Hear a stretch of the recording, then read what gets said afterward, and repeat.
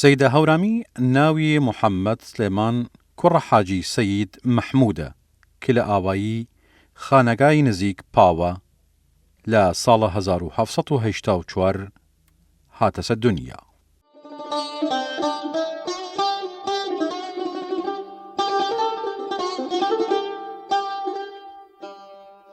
نازناوە سەیدە هەورامی ئەڕاخۆی دەرکردگە و شێرەیریشی لە بنەڕەتەوە کە هەرچەنی و دیالێکتی گۆران نووسریانە وەلی کاریگەری کرمانجی خواری لە بانی زاڵە. سەیدە هەورامی شعر و هەردوو کیشە خۆماڵی و کیشە ئەروزی نووساگە. دەسە باڵایک لە شعر داناگە و وەل ئەوەیشا سەیدا لە ناوچەی خۆی و لەو شوونەیلە کە وە شێوەزارەکەی خۆی قسەکردنە فرە لە ناو مەردەمە خۆی ناودارە و هەمیشە باس لە شەرەیلی کەن. لە یەکی لە شەرەیلی باس کەیگوشی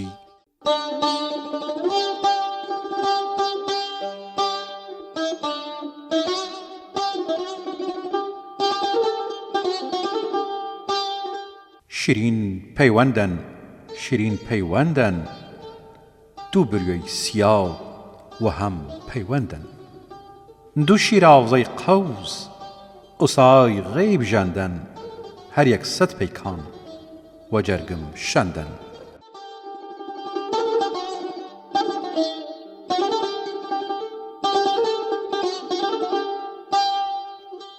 ئەی شاعرە لە وەسفە یارە خۆشەویستەکەی لە مەدحە دڵدارە خۆشەویستەکەی خۆی باس لەوەکەی کە لە ناو گوڵ و گوڵاڵە نقمی کەیگو جوانترین و ڕەنگینترین شیوەیەکی شەڕای دیاری کەیگوشی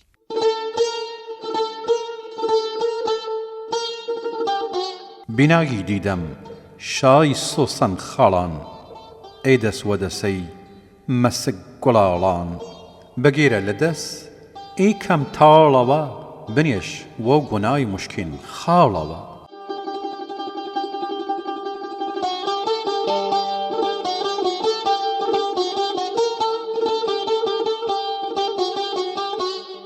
سەیدە هەورامی جوور شاعرەی لە ترک کورد و ڕۆشنهورەی لە کورد سەرەتای خوێندنی لە مزگفت و حوجرە بەیگەسەر تا لەبان دەسە مەلا جەلالی خورماڵی ئەجازەی دوانزە زانستەگە وەرگریک.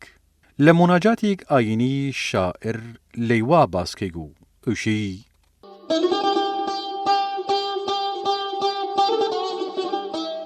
یا حەی بیچون یا حەی بیچون یا حەی بی مثل بی همتای بیچون یا فرمان فرمای ئەمر کاف و نون کەریم کارزار بکن فەیەکون.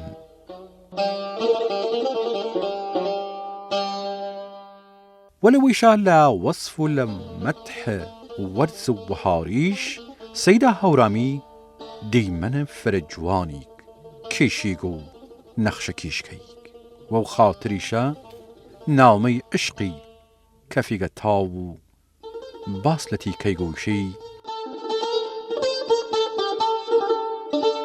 ساقی وهارن ساقی وهارن بڵبڵنە گوڵشەن گوڵنە گوڵزارن فەسڵە گوڵ گەشتن چاوخی وهارن سەوزەش فەرشولق شکۆفەدارن سوراح لەب زیر ساغر ئامادەن وەخت نوشای مەی خاتران سادن.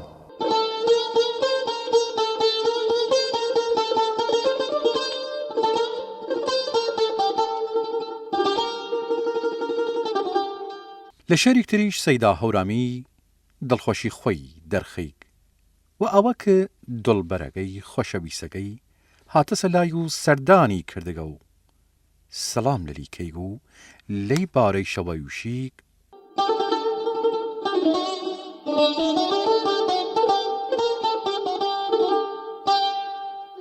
نازاران یاوان نازاران یاوان نازار بێعەیب نازاران یاوان عەلەیکە سەلام و بان چاوان سەرزەمین بەنوور لەقای تۆ ئاوان بناز و بەسون دارای بێنیاز قدرت شخصی چون تو مدو ساز.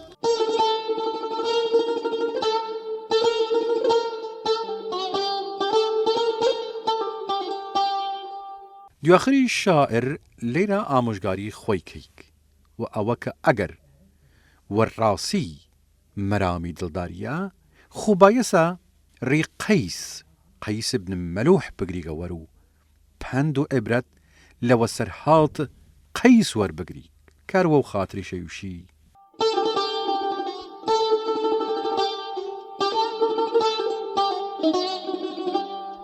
وەو دەشت و دەرا سێرگیڵا خەیلی ئاخرشی وەلای هەواڵگەی لەیلێ دێشخێڵی لەیلی نەوجا هۆرکەندەن منزڵ وێرانن کەس تێش نەمەندەن مەجنون خۆ وێڵبی بەتەر بێ هەردە هەرداوت وەسەردا چون ئازیز مەردە.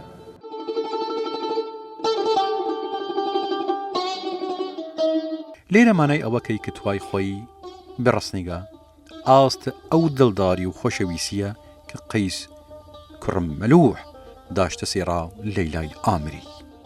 سەیدە هەورامی دوای پێشکەشکردنە گشتی هەمگە شێرێری جوانە لە ساڵ 1854 لە ئاوایی خانەگای هەورامان کۆچە ئاخرین کەیگ و مەیدان بوار شێرن نووسانن ڕایەکجاری هیرێگەجی هەزاران هەزار سەڵام لە گیان پاک سەیدە هەورامی و گشا ئەرەیل و ڕۆشن هورەیل.